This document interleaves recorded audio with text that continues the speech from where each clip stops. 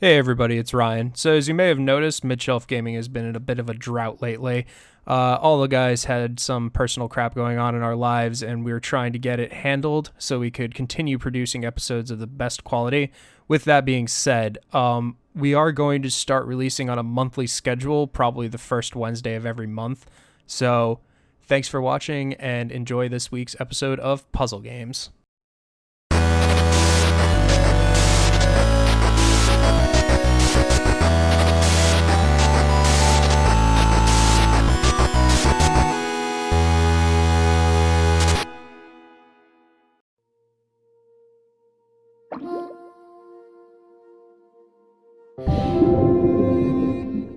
I've always been a really big fan of Tetsuya Mizoguchi's games such as Rez, Lumines, and Child of Eden, so when I watched the Tetris Effect trailer for the first time, I knew I had to buy this game at launch.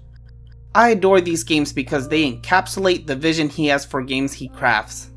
I believe Tetris Effect should be held on the same pedestal as these other games. Tetris Effect is one of the best PS4 games I've played, and it isn't because I'm fanboying over Mizoguchi, but because it is one of those games I know I can sit down and sink several hours in it without realizing how much I've played it. When it comes down to it, this game is pretty much the standard Tetris formula we have all grown to love. I mean, we talked about Tetris in our first episode, but this game is a cut above the other Tetris games. What makes this game special? Well, by now you've noticed how beautiful this game is. It gives me heavy Rez vibes with its visuals.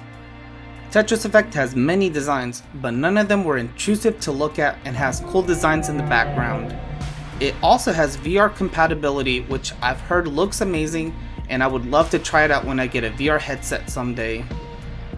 There are a great variety of stages, and the music fits perfectly with the stage and they blend in perfect harmony. The music, oh my god. It is some of the best music I've listened out of any video game I've ever played. The songs start off slow, and as you play through a stage, the game starts to get faster. The music also starts getting faster as well, and it'll motivate you to keep up to the beat.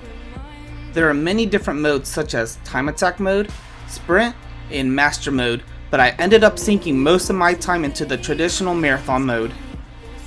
Not only because it is what I'm familiar with, but it is Tetris goodness at its finest.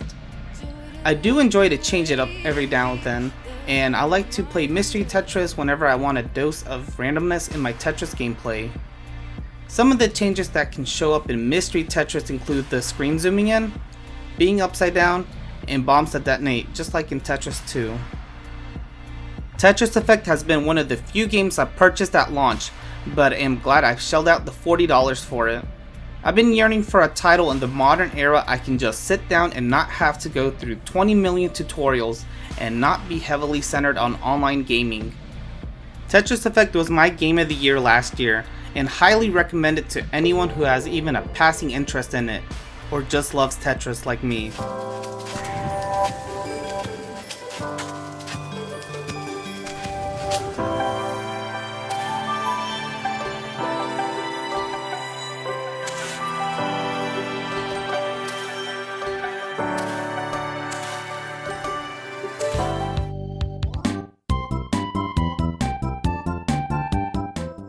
Did somebody say Tetris? Wait, this isn't Tetris at all! And why is Yoshi here? Tetris has always been a household name, so it makes sense to better sell a new puzzle game by slapping the Tetris name on the title. But why Yoshi?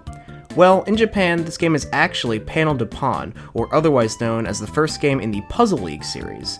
You may be familiar with Pokemon Puzzle League on the Nintendo 64, but there are other games in the series that follow that as well. Panel de Pon has a cute design in the Japanese version, so Nintendo decided to brand it with a similar cute character, Yoshi, and the cast of characters from Yoshi's Island. Wait a minute, I recognize some of these guys from Paper Mario. Are you telling me they were here first? I guess so, man. This definitely came out first. Well, that shatters my reality. Anyways, the game contains new art assets, and as a later Super Nintendo release, looks fantastic even by today's standards. Tetris Attack still plays like a falling block puzzle game, but the main gameplay here involves matching shapes to delete lines vertically and horizontally. Your cursor allows you to switch the places of blocks in order to make matches. You have a lot of game modes to choose from. There's a single-player stage-based mode, as well as a campaign where Yoshi has to rescue his friends and then defeat Bowser. Once you free all his friends, you are able to play as any of them as you defeat the later stages. Of course, these are just skins to look at while you swap shapes, but it's still cool. The highlight for me is the game's multiplayer. I have fond memories of loading up this game and battling with my family and friends. The Yoshi's theme here is a nice touch, and I'm a fan of a lot of the characters here from Yoshi's Island. I hope you like the soundtrack as well, because it does get repetitive fast, especially if you're playing the single-player level mode. It's good, but I have those themes ingrained in my memory from the years of playing this game. At release, Tetris Attack was positively received, most probably in part to the familiarity with the Yoshi brand in America. Hank Rogers of the Tetris Company even regretted allowing Nintendo to use the Tetris name on this game, stating that, "It's not Tetris. It was a good game, but the game should have had its own life, its own name." I agree with Hank here, and I'm glad that the Puzzle League series continued to be released in the States after this game. Tetris Attack is a solid puzzle game with a cute style that keeps you coming back for more. There are a lot of solid game modes, and with 3 difficulties, there is plenty of content to keep you playing. If you're itching for a puzzle game that definitely isn't Tetris, don't hesitate with Tetris Attack.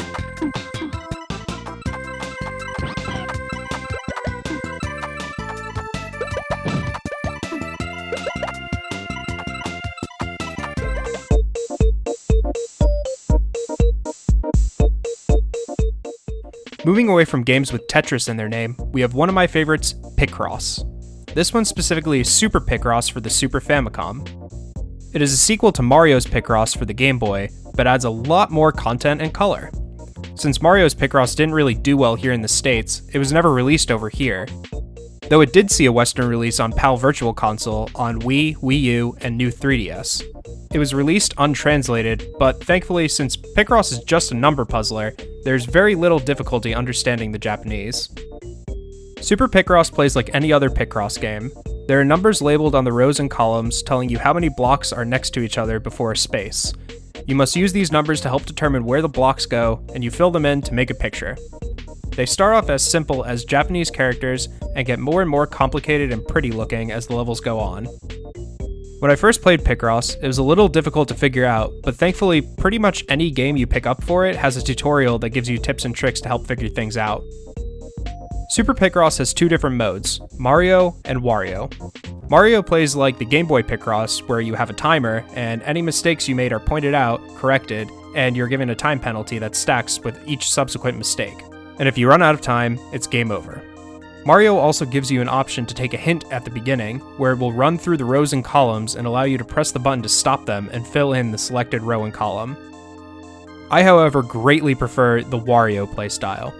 Instead of fighting a timer, the timer counts up, telling you how long it takes you to finish a puzzle, but you are not told if you make a mistake, and he does not give you a hint at the start.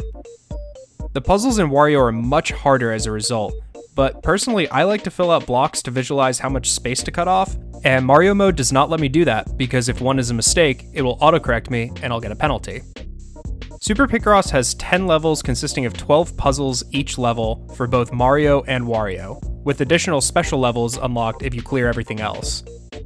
Puzzles start as small as 5x5s, moving all the way up to 20x20, with special puzzles being 25x20, which were introduced in this game for the first time. And let me tell you, 25x20 puzzles are no joke and will require the greatest willpower to be able to finish. With as many puzzles as there are, if you're a big fan of Picross like I am, this game will keep you occupied for a while.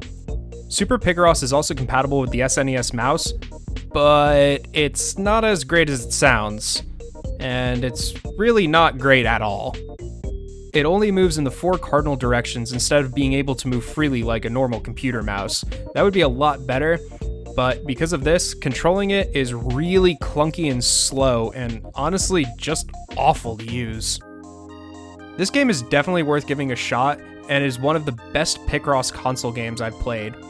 If you live in the PAL region, you're really lucky, because this game is easily accessible for digital download.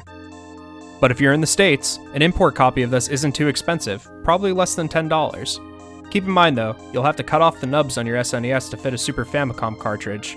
Maybe we'll do an episode on retro imports at some point. Let us know down below if you'd like to see that.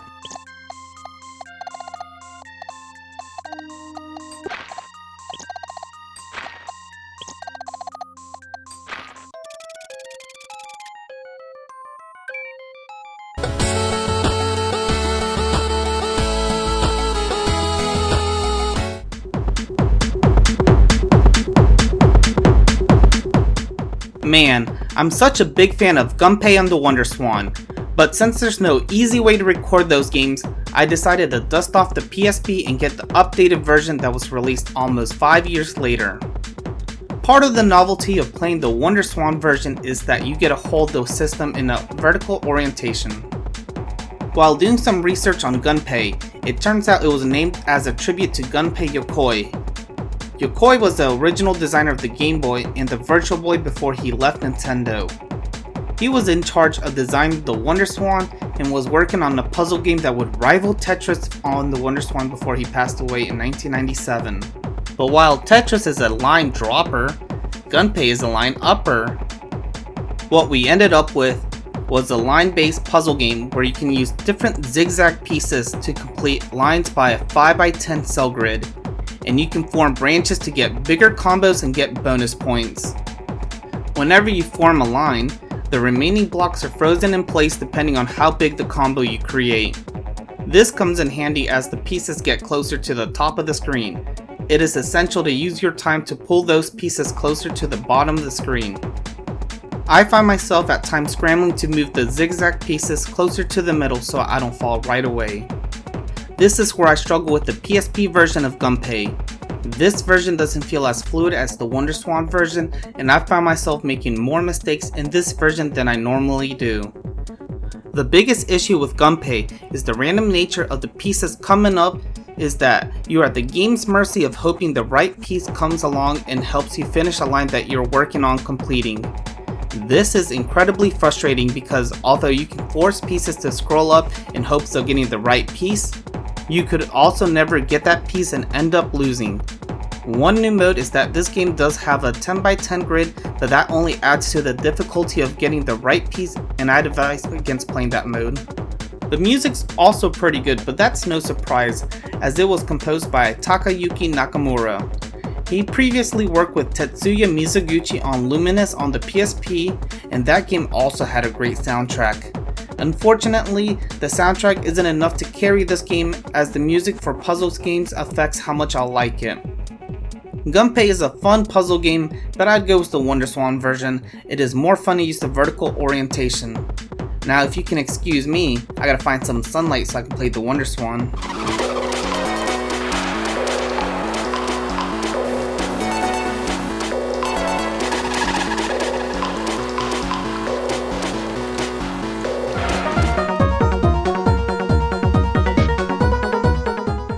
I'll put it out there that I'm not as much of a puzzle game fan as Ryan or Edwin, but in my quest to own every game in the Kirby franchise, I stumbled upon Kirbys Avalanche on the Super Nintendo.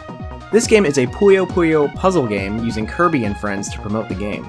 It is actually a reskinned version of Super Puyo Puyo released for the American market, and as such is the only Kirby game not technically released in Japan. Kirbys Avalanche was a very late Super Nintendo release and has some noteworthy art as well as a pretty impressive voice sample when you boot up the game. Kirbys Avalanche. I've never really played a Puyo Puyo game before, so please excuse me, it's my first time playing here. The goal of the game is simple: match 4, blobs of the same color to make them disappear. The orientation does not matter as long as they are all touching, and when they disappear, they look just as surprised as I was that I was actually doing okay at this game. If you are able to get a combo going, it'll cause these gray blobs to fall on your opponent's screen, which basically acts as a combo restart for them. They prevent chains until they are cleared with new blobs. However, it is a nice touch that they appear on the top of the stack instead of the bottom, like Tetris for example. It makes it easier to clear and to get right back to where you left off. At first, I felt like this was the hardest Kirby game I've ever played, but once I got the hang of it, I had a lot more fun than I expected to. Kirbys Avalanche has 3 different difficulties as you battle against popular Kirby characters. I love these mini dialogues between Kirby and his opponents before your match, and oh boy, Kirby does not hold back in this game. He talks some serious smack to his opponents, and it's hilarious to see a typically cute character go hard about a puzzle game while keeping a smile on his face.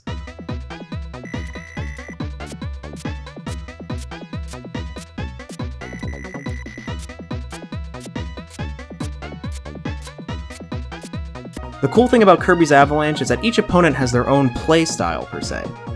For example, Broomhatter stacks his blobs on the edges to imitate how he's always sweeping and cleaning. Wispy is also pretty clever, as he just spams the Puyos down as fast as possible, just like his apples falling down. Maybe I'm stretching it here, but each enemy does feel a bit different. You might recognize some of the tracks here from other Kirby games, and that's because its soundtrack is based on remixes from songs in Kirby's Adventure and Kirby's Dream Course. I can't speak much for other puzzle games in this style, but Kirbys Avalanche is a fun puzzle game with a cute style and sound. I'd say pick up this game if you are interested in getting into the Puyo Puyo game series, because it is very new player friendly.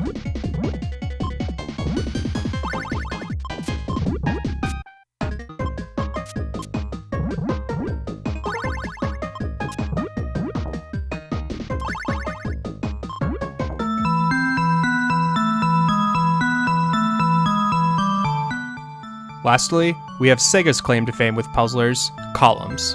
Columns is a match 3 puzzle game released for the Sega Genesis and PC. The gameplay is a bit of a mix of Tetris and Puyo Puyo.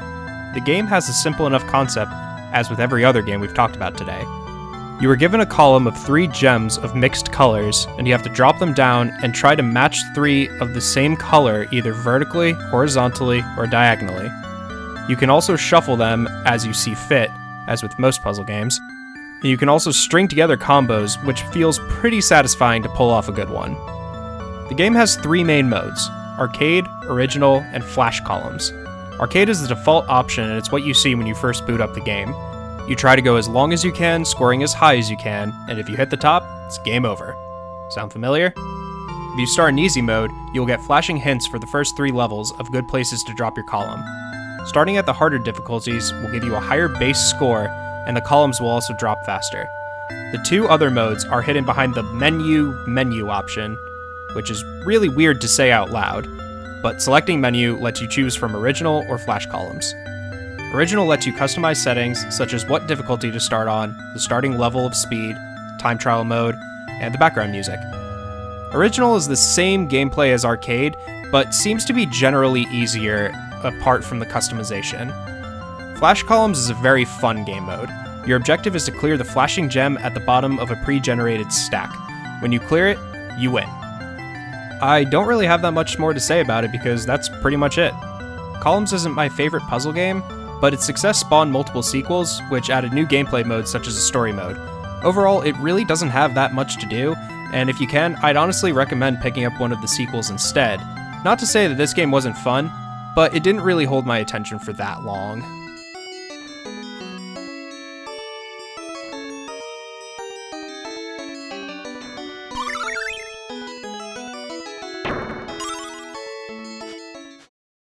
Alright, Will. I've been practicing some Avalanche. I'm gonna take you down. Oh yeah? Well, I'm gonna get you a menu because you're about to be served.